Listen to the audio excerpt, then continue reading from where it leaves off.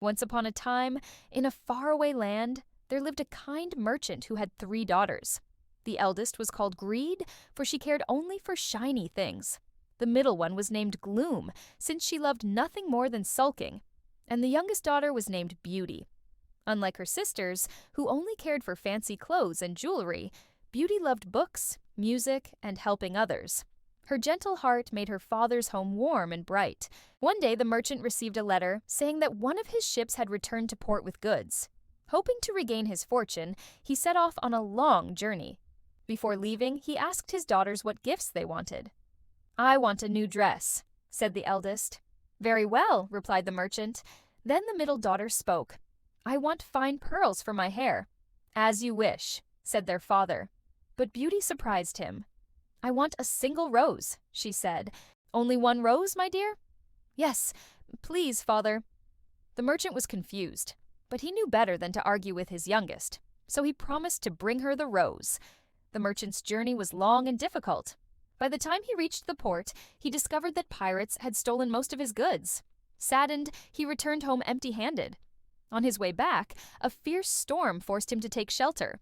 In the middle of the dark forest, he saw a mysterious castle glowing with light. The merchant entered cautiously. Inside, he found food, warmth, and a bed waiting for him. The castle seemed empty, yet invisible hands served him kindly. The merchant felt safe in the castle, and so he stayed there for the night. The next morning, as he prepared to leave, he saw a beautiful rose garden. Remembering Beauty's request, he plucked a single rose. Suddenly, a dreadful roar filled the air. Who was that? The merchant thought with fear. Then from behind a tree, a terrible beast appeared, his eyes burning with anger. "Who has dared to steal my roses?" the beast growled. "For this crime you must pay with your life."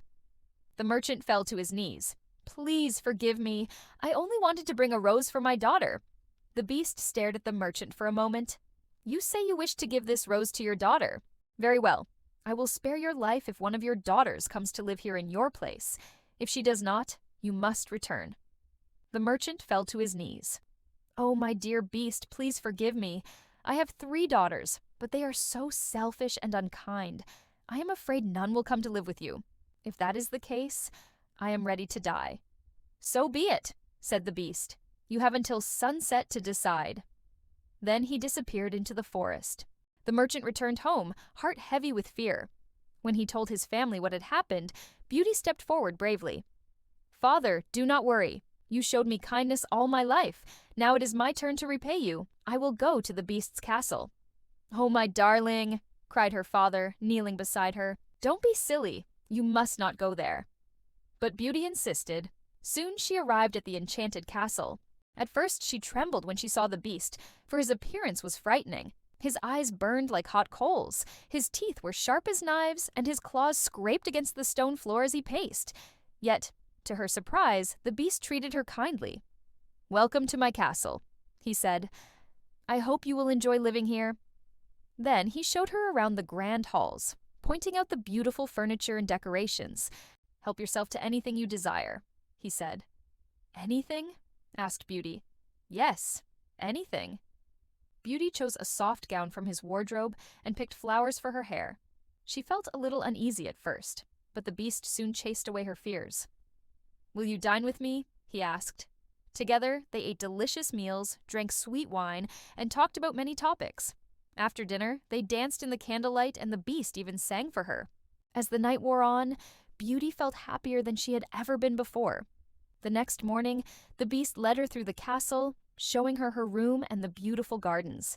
He pointed out the flowers and told her which ones were poisonous and which ones could cure a sore throat or help someone sleep better. Beauty spent the day exploring the castle. She found a grand library filled with books, and the beast brought her a ladder so she could reach the highest shelves. "Is there anything else you would like?" he asked. "Oh, yes," said Beauty. "Could you bring me some paper and a pen? I would like to write a letter to my father." The beast hurried off to get what she wanted, and soon she sat down to write. "My dearest father, I am happy and well here. Don't worry about me. Love, Beauty." Then she signed her name, and the beast took the letter to the nearest village so it could be sent home. Every day the beast asked her the same question. "Beauty, Will you marry me?" Every time Beauty answered, "No, Beast. I care for you as a friend, but I cannot marry you." Though saddened, the Beast never grew angry. Instead, he bowed his head and said, "As you wish." Days turned into weeks, and weeks into months. Beauty enjoyed living in the castle. She read books, played the harp, and walked in the garden with the Beast. She began to see beyond his scary appearance. He was gentle, thoughtful, and always listened to her stories. Sometimes when they were alone together, the Beast would become sad. Beauty knew he still hoped she would change her mind about marrying him, but she never would. One night, Beauty had a dream. In it, she saw her father lying sick at home. She awoke with tears. The Beast saw her sorrow and asked what troubled her. "My father is ill," Beauty explained. "I must go to him." The Beast's heart ached, but he loved her too much to refuse. "Go to your father," he said, "but promise me you will return in 1 week." Beauty promised. The Beast gave her a magic mirror. "Look into this, and you will see me whenever you wish," he said. At home, Beauty cared tenderly for her father until he recovered. Her sisters, jealous of her fine clothes and gentle spirit, tried to delay her return. They hoped the Beast would grow angry and harm her. But on the 7th night, Beauty looked into the magic mirror. To her horror, she saw the Beast lying in the garden, weak and dying. She cried out, "Oh, Beast, I am coming back!" Without wasting a moment, Beauty rushed to the castle. She found the Beast stretched upon the ground, barely breathing. She knelt beside him, her tears falling on his fur. "Please don't leave me," she whispered. "I did not realize until now how much I love you. You are more than a friend to me. You are the one I wish to marry." At that very moment, the castle shook with magic.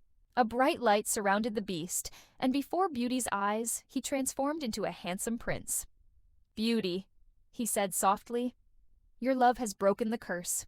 An evil enchantress turned me into a beast long ago, and only true love could set me free." Overjoyed, Beauty and the prince embraced. Soon after, they were married in the grand castle. Her father came to live with them, and the jealous sisters were left behind to learn their lessons. From then on, Beauty and the Beast, now a prince, lived happily ever after, proving that true beauty is found within.